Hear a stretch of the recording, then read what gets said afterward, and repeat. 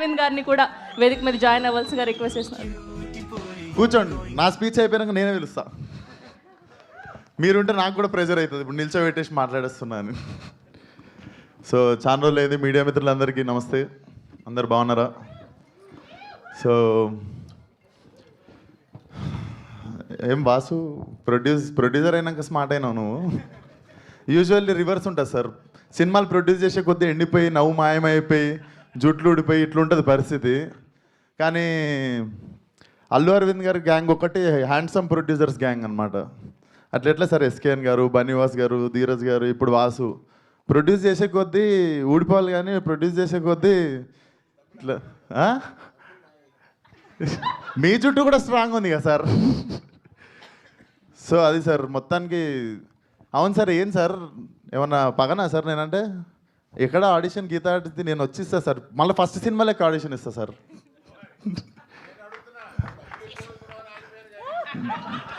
డబ్బులు ఎక్కువ అడుగుతున్న విశ్వక్సేన్ తమ్నైల్ వచ్చేసింది.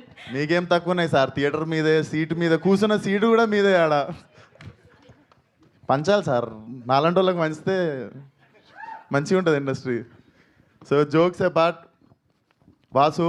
సో ఫస్ట్లీ వాసు, ఇందాక నేను చెప్పాలనుకుంది ధీరజ్ గారు చెప్పారు. అంతంత ఎందుకు అవుతుంది బడ్జెట్ అనుకుంటే పాపం వాసుకి వాసిపోయినట్టుంది. But still you're looking very strong. I think cinema బాగుంది కాబట్టి it's making you stand. And అది చాలాసార్లు అర్థమవుతుంది, మనం తీసిన సినిమా మీద ఏం డౌట్లు లేనప్పుడు, లేదా అరే అది చేసి ఉంటే బాగుండు, ఇది చేసి ఉంటే బాగుండు అన్న ఫీలింగ్ లేనప్పుడే ఇట్లా ఒక టీమ్ కాన్ఫిడెంట్గా నిల్చొని ఉంటుంది. So all the best to the whole team. And hero Harshit definitely very very honest guy. And మా దిల్షునార్ నుండి వస్తుండు. సో నెక్స్ట్ దిల్షునార్లోకి ఇండస్ట్రీ పెడుతున్నాం సార్. స్టూడియో కావాలంటే మీకు అక్కడ ల్యాండ్ ఉంది నాది. దిల్షునార్లో ఒక స్టూడియో పెడతా అంటే మా ల్యాండ్ ఉంది, డన్. సో దిల్షునార్ నుండి వస్తున్న యాక్టర్స్ ఇద్దరు ఉన్నారు. మా దిల్షునార్ నుండి అండ్ తెలంగాణ నుండి వస్తున్న మా actors. So all the best. And నేను హర్షిత్ని ఈవినింగ్ అట్లా మా ఫ్రెండ్స్తో గ్యాదరింగ్ ఒక దగ్గరికి వెళ్తే అక్కడ దూరంలో దివానాగా తిరుగుతుండే. సో నాకు ఇప్పుడు అర్థమవుతుంది, నువ్వు మీ సినిమా మోడ్లోనే తిరుగుతుండు బయట కూడా సాయంత్రం అయితే. సో అదే మోడ్లో నేను ఇంటికి తీసుకెళ్ళిపోయాను ఆ రోజు.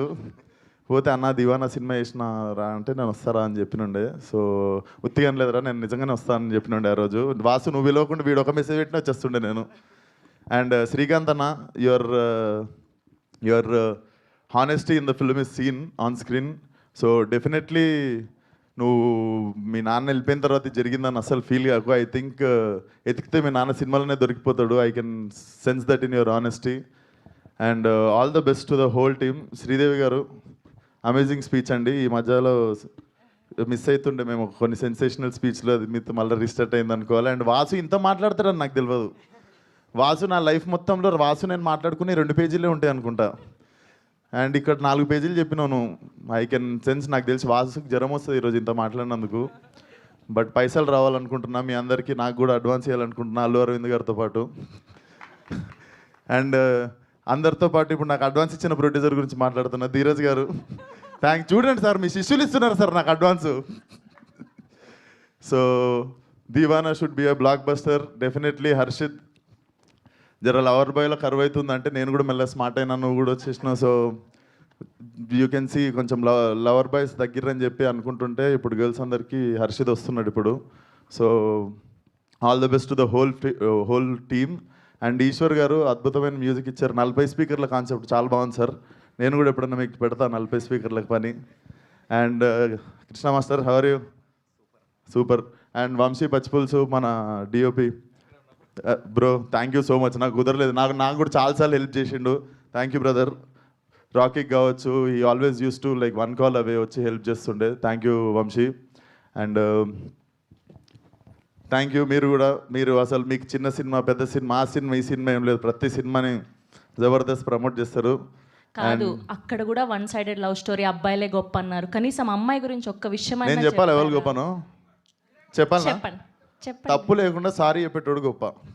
ఫెంటాస్టిక్ అసలు. ఓకే, సో మీకు కూడా 1 సైడెడ్ లవ్ స్టోరీలు బాగానే ఉండుంటాయి, క్రష్లు లాంటివి. అలాంటిది ఏదైనా ఒక మెమొరీ షేర్ చేస్తే. లైఫ్ అంతా 1 సైడే సరిపోయిందండి. ఒక్క మెమరీ చెప్పండి. నేను 10th క్లాస్లో డిపిఎస్ అని ఢిల్లీ పబ్లిక్ స్కూల్ కాదు, దిల్షునర్ పబ్లిక్ స్కూల్ ఇది.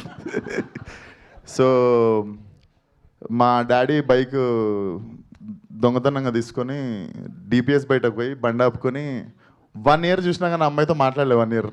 అయ్యయ్యో, ఎవ్రీ వీక్ పోతుండే. సో నాకు వన్ సైడ్ మీరు అది అన్నగానే నాకు డైరెక్ట్ డిపిఎస్ఏ గుర్తొచ్చింది. అట్లీస్ట్ ఇప్పుడైనా ఒక మెసేజ్. లేదండి, తను పెళ్లి చేసేసుకుంది. అయ్యే, yeah. Okay thank. So and Allu Aravind గారిని స్టేజ్ మీదకి రావాల్సిందిగా కోరుకుంటున్నాను. ఓకే, సో ఈలోపు మా హర్షిత్కి లవ్ టిప్స్ ఏదైనా ఇవ్వాలి అనుకుంటే ఏమి ఇస్తారు? వాడు మా దివానగానే మిగిలిపోతాడు నేను టిప్స్ ఇస్తే. సో మీ నుంచి అరవింద్ గారు ఇస్తారు మంచి tips. Okay, here we welcome our very own Allu Aravind garu to please join the stage and a group. చెప్పండి సార్, మీ first one side love story చెప్పండి సార్. ఈరోజు మీ లవ్ స్టోరీ విందాం.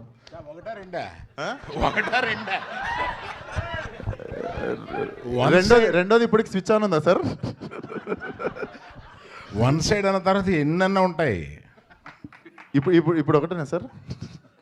ఇప్పుడు ఒకటే, సారీ.